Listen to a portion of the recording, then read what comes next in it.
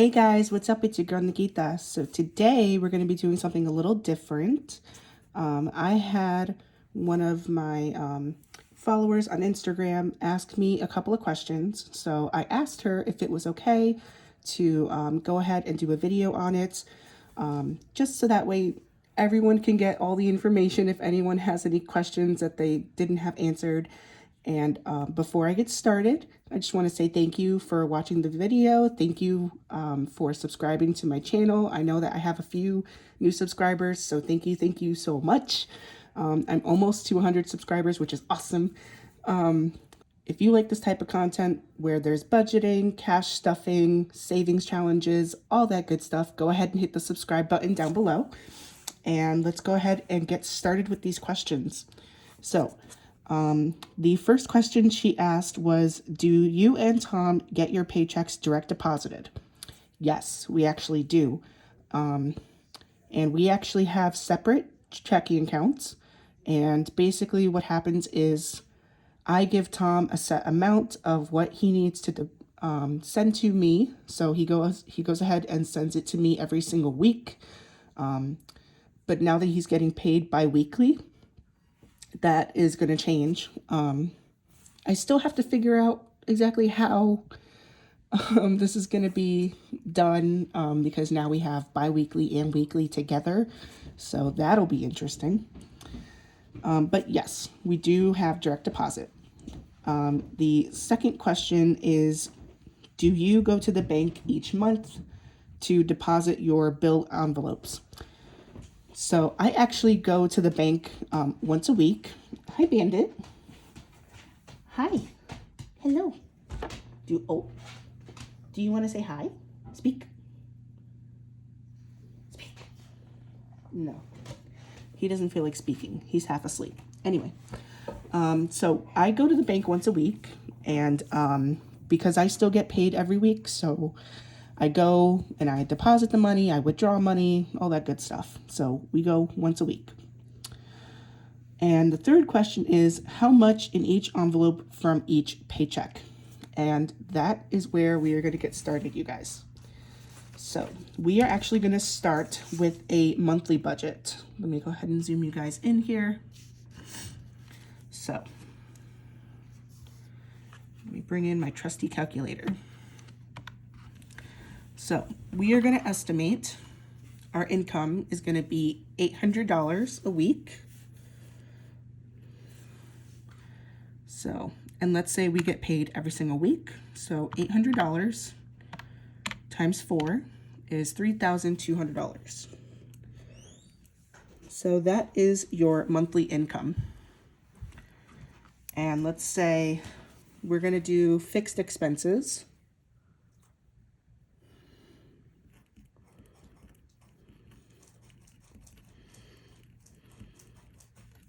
So these are things that cannot be changed. These are things that are every month they got to get paid. So things like your rent or your mortgage, your electricity, let's say your phone bill, your credit card, internet,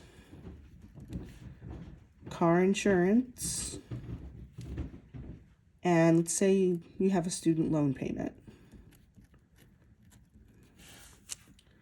Now, I know some people do not pay car insurance monthly. Some people actually pay it for the whole year, but we're going to keep it in here.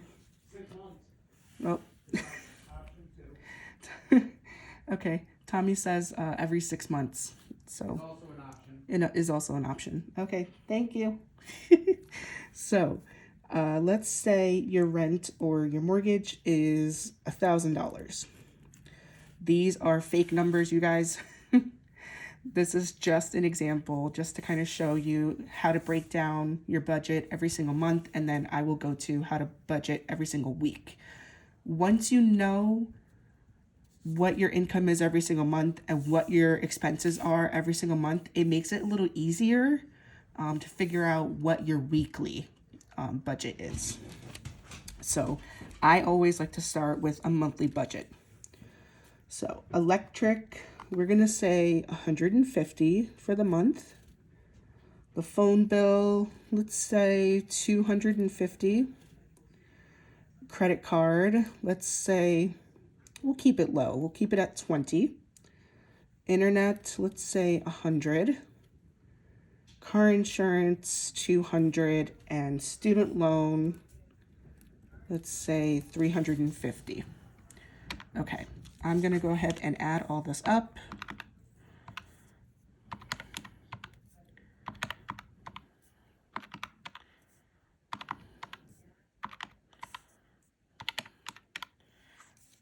$2,070. As you can see, our income of $3,200. We're going to subtract. Did I hit the add button? Oh no, we're good. $2,070. That leaves us with a remaining of $1,130 left to play with.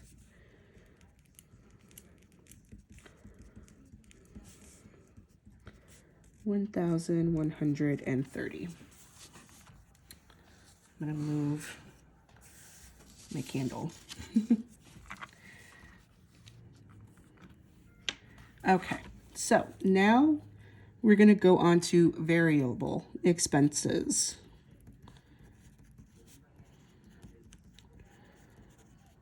These are things that can change every single month, like your gas, groceries, household products, anything for your pet, or even some people even have an envelope for like their child.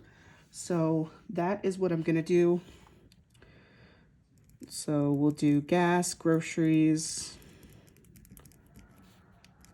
household.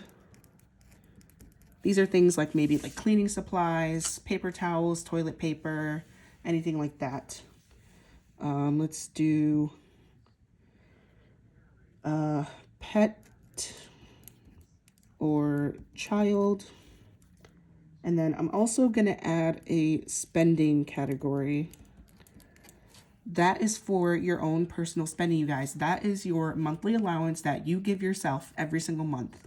That way, you don't feel so restricted. You know, you give yourself a little bit of spending money every single month, every single week, and you say, okay, this is how much that I have for the month or for the week. And, you know, I can spend it on whatever I want. Food, house decor, I don't know, Chick-fil-A, go for it. So, gas, right now with the price of gas, I've been putting $30 every single week, so I'm going to keep it at that. So let's do 120 for the month. Groceries, this really depends. Groceries really depends because right now with the increase in price on food, there's a lot of different ways that you guys can save in groceries. If you'd like, I can go ahead and do a video on that as well. Go ahead and leave a comment down below. Let me know if you guys would be interested in that. Tom and I actually have a budget of $200 for the month. And so far we've been doing pretty well.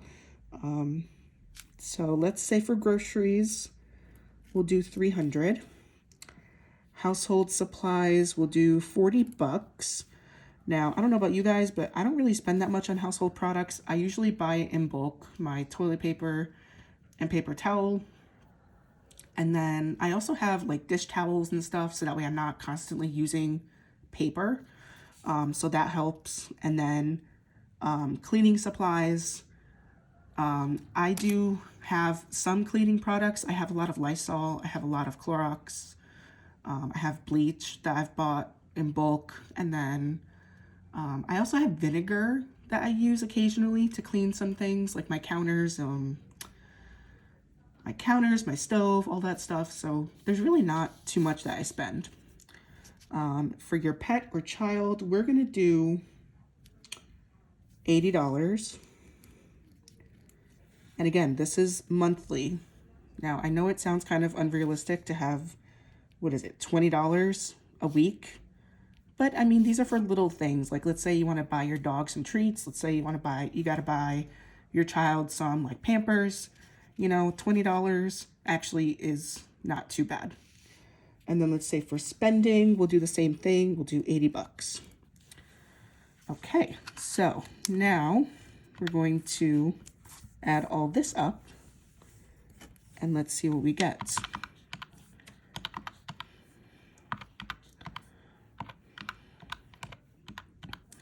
$620,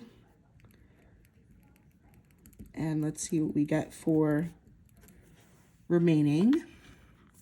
So we're going to take this total, 1130, and we're going to subtract the 620. So 510 is what's left over. Now this money can go towards savings, or what we in the budgeting community like to call sinking funds.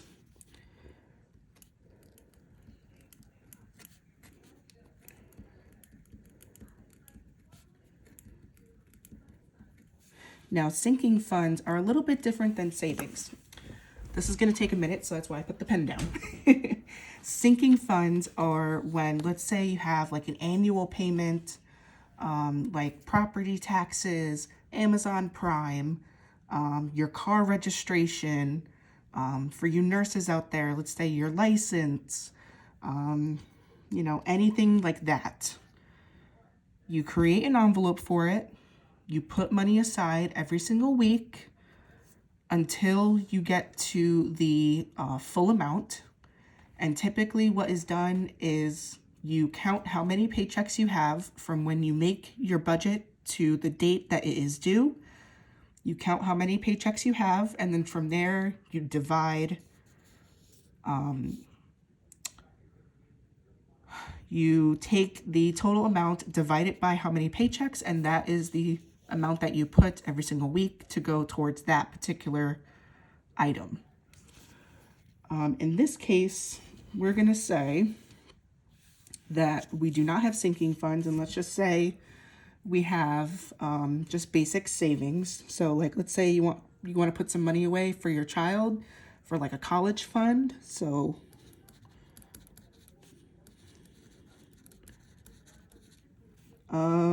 let's say, you know, you really want to focus on your debt and you really want to take care of this credit card or the student loan. So we're going to do an extra debt payment.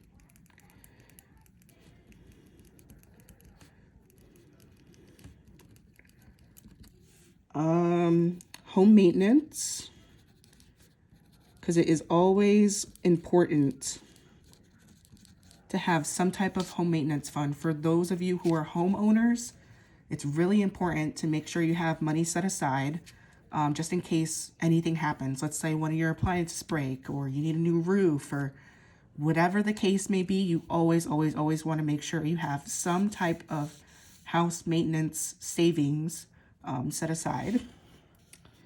And let's say we're going to do an emergency fund. An emergency fund is also really important.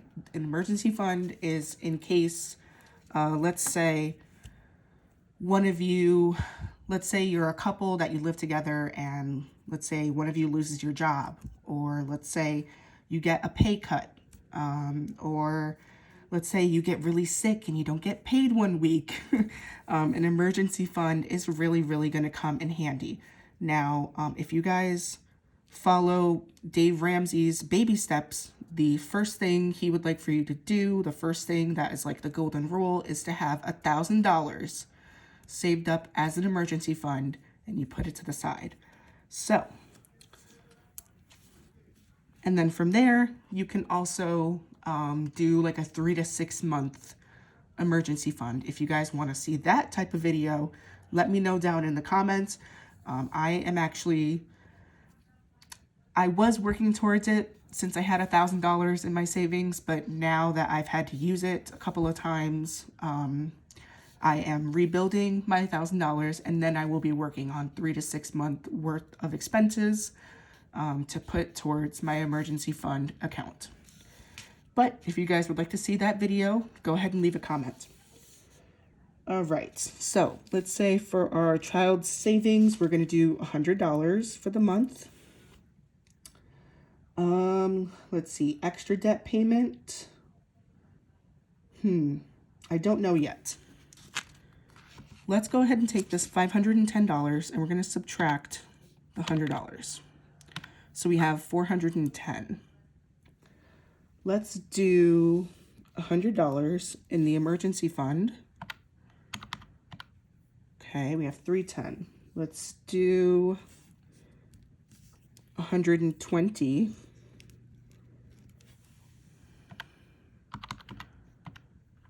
Okay, and then we have $190 to put towards extra debt. Now this extra debt payment can be put towards, like I said, the student loan or the credit card. You could put that payment towards it every single month. You can split it up and put it towards each. However you want to do it, it's completely up to you. So let me bring back my calculator. We have 510. So minus 100, minus 190, minus 120, minus 100 gives us a zero-based budget. That is exactly what we want. We know where each dollar goes for each paycheck. We know that our expenses are covered, and we have gas and groceries, all the things that we need in order to live. And we even put some money to the side. So now that we have our monthly budget taken care of, now we're going to go into the weekly. Okay, so again, our income is $800. Now, this is where there's going to be a little bit more math involved. We're going to start with rent. And as we said, our rent is $1,000. So we're going to take that $1,000 and we're going to divide it by 4. 250. So that is how much we put aside every single week just for rent, okay? Now, we're going to just keep going down. Electric, we said it's 150. We're going to divide that by 4. Now this says 37.5. I don't deal with change when it comes to expenses. I'm actually going to be rounding it up. So we'll say 38. The phone bill,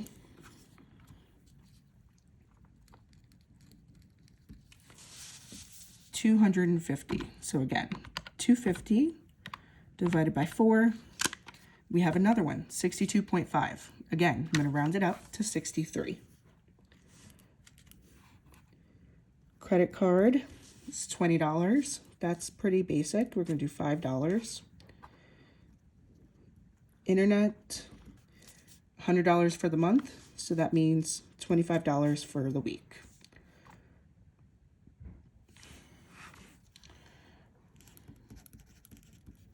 Car insurance, $200 for the month, $50 for the week. And student loan, $350 divided by 4, 87.5, so it's going to be 88 for the week. I apologize if my pen kept blurring everything out.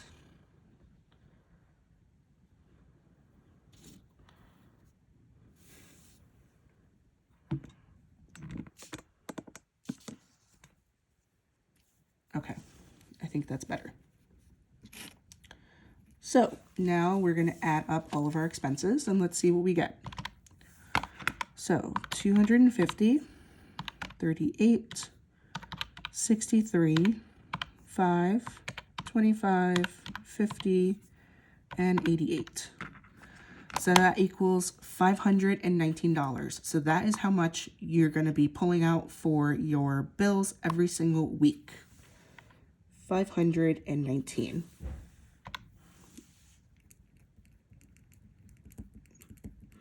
Let's see how much we have remaining to work with.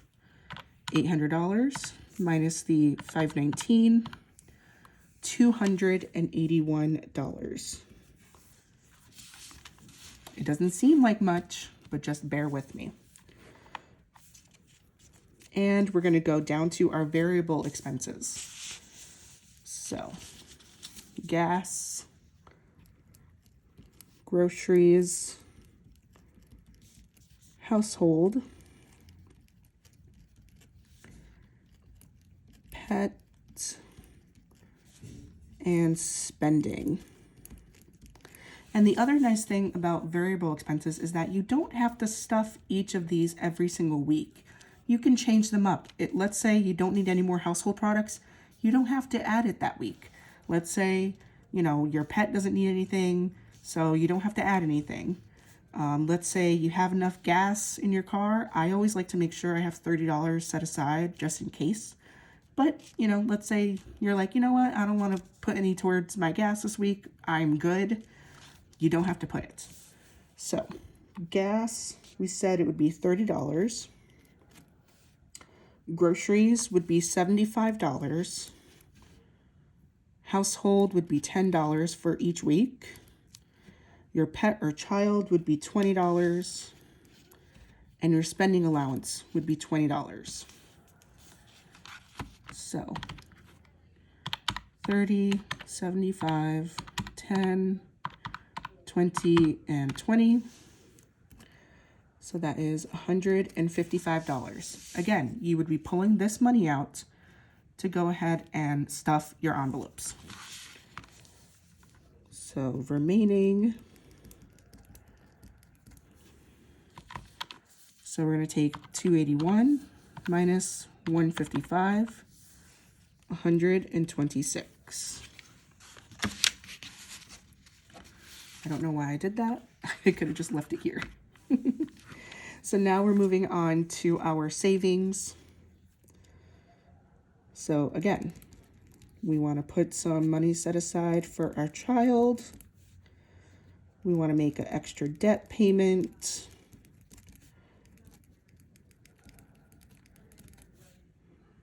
Home maintenance. I'm going to abbreviate it.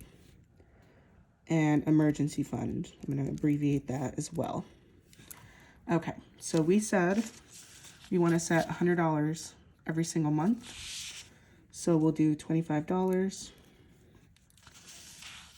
$120 for the month for home maintenance.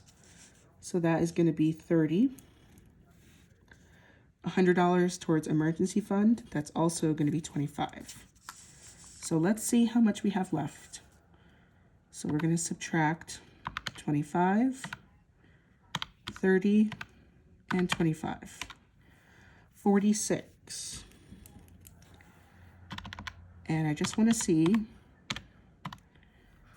Okay, so $46 for an extra debt payment is $184. That's actually less than what we had for the month. And you know what? That's okay. That little bit of extra money, you can go ahead and throw it towards that. You can throw it towards any other category. The sinking funds and the variable expenses are not really set in stone. These just kind of fluctuate throughout the month. As long as your fixed expenses are covered, for me personally, that's all that matters. So yeah, we have a little extra playroom, and that's good. We have a little extra. But let's see. So we said 126 minus 25, 46, 30, and 25. Again, a zero-based budget. That is exactly what we want. So that is the best way to break down your budget every single week. And now you have a budget for every single month. If you guys want to see a bi-weekly budget, leave a comment down below. But I think these two just kind of show what you can do with your money, how you can put money aside, and how you can still pay for your expenses. We're not done yet, guys. We still got a few more questions here. So she also asked, what do you do when your bills are due all at the first of the month? So I do not have all of my bills due at the first of the month. I actually have them spread out pretty evenly. I did have 3 bills at one time that were due on the 1st. And the best way to figure that out and the best way to kind of plan ahead is to get a calendar. You can get one from like Dollar Tree, Walmart, whatever. And you write down what's due on the due date and you just kind of plan ahead. You go, okay, let's say the 1st is on a Tuesday. You go to the bank on Fridays. So what I like to do is I pull the money out on Fridays. Sometimes I'll even dip into my envelopes the night before, pull the money out from my envelopes to deposit it, and I go ahead and deposit in my account on Friday. And that way it's all set and ready to go for Tuesday the 1st. And yeah, that's the best way that I know how to do it. If there's any other budgeters out there that have any other ideas, please go ahead and leave a comment down below for those who do not know. But that's the best way I know how to do it. The next question is, what do you do when you have to split the bills and you have separate accounts? Again, Tom and I have separate accounts and we also split the bills. So the way that I had figured out for us to do this was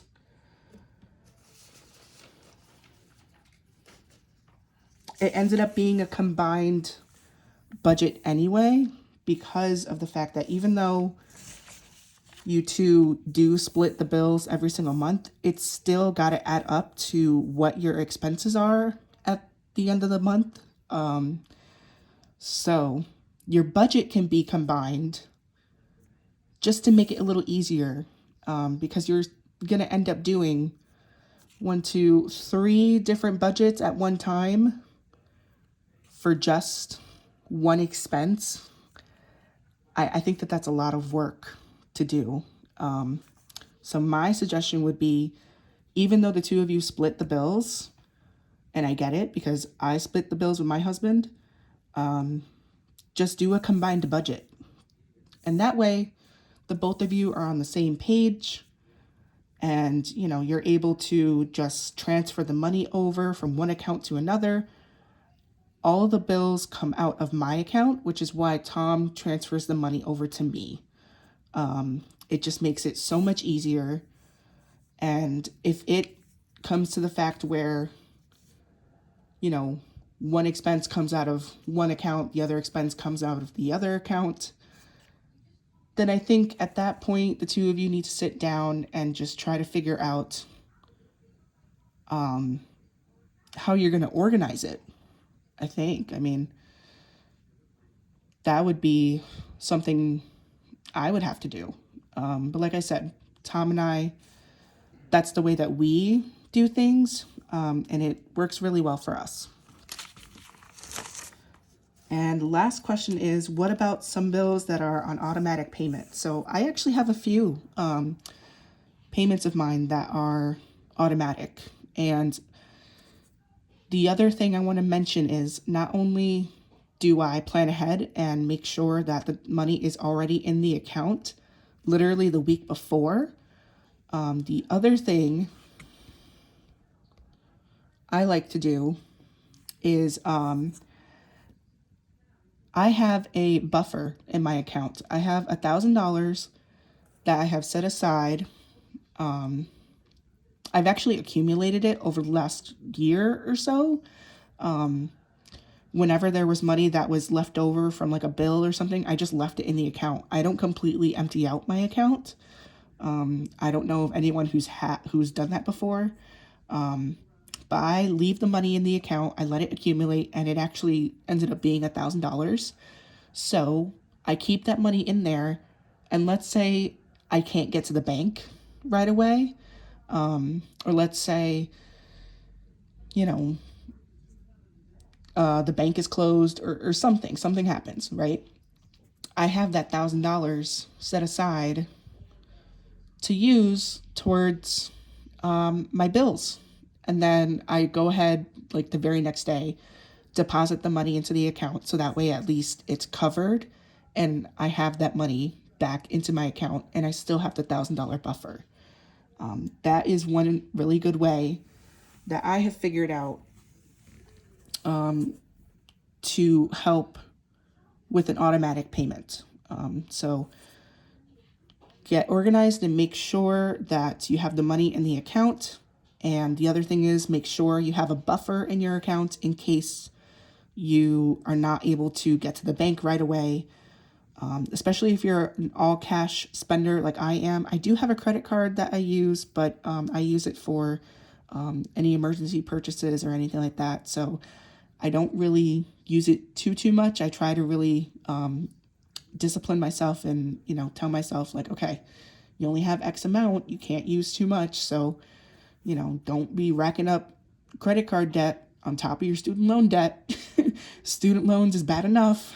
So, anyway, you guys, I really hope that helped. I apologize for this very lengthy video, but this particular viewer wanted to make sure that these questions were answered, and I hope I helped out a little bit. Thank you guys so much for watching this video. Thank you for subscribing to my channel. If you have not subscribed already, what are you doing? Go ahead and hit the subscribe button down below, and I hope you guys have a great day. Bye-bye now.